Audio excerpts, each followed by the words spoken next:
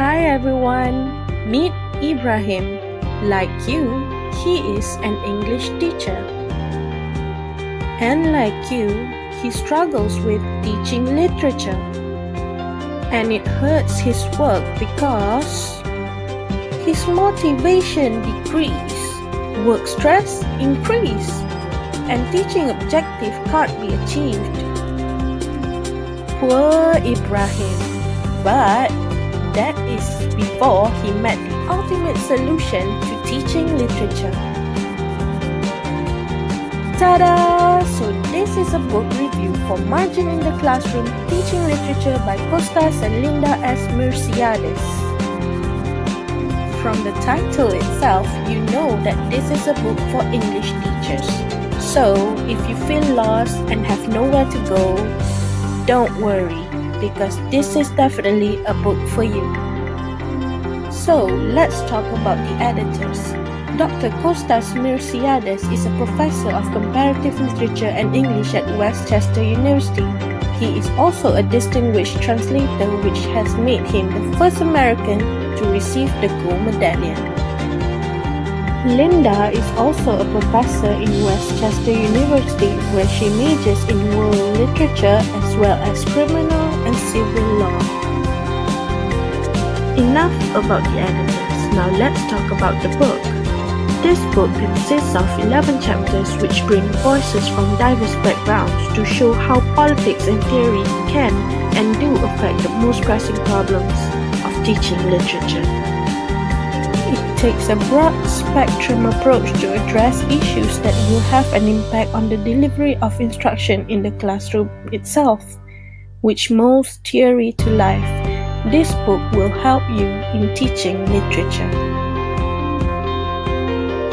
Among all the chapters, the three that speak to us most are Chances of Being Kind, the political responsibility of the teaching of literature, and literacy and literature, making or consuming culture.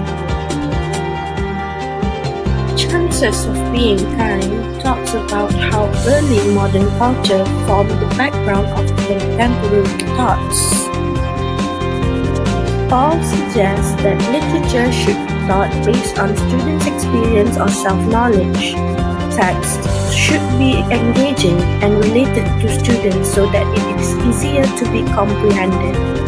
This could be done through modern literature.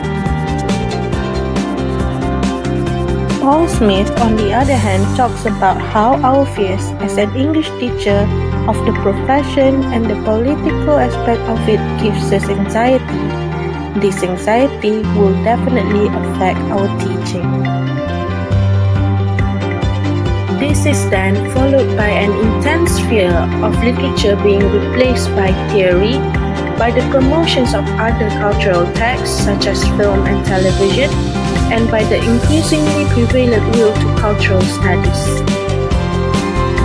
Teachers basically have to find ways in making literature relevant in this era so that it is free of the threat of being replaced. Also, teachers should not be anxious of teaching. Instead, they should find solutions to teaching literature.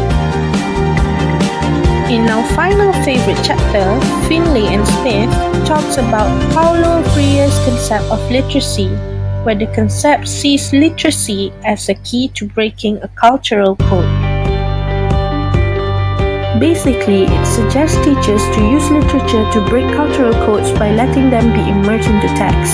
That particular text should be able to introduce and clarify the culture while letting the students experience it.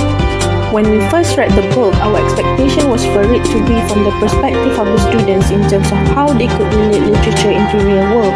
However, the book is a lot heavier where it talks about politics, pedagogy, and theories. Well, personally, the book is quite hard to be digested as it used big terms and is quite lengthy, which required us to make further research in order to understand.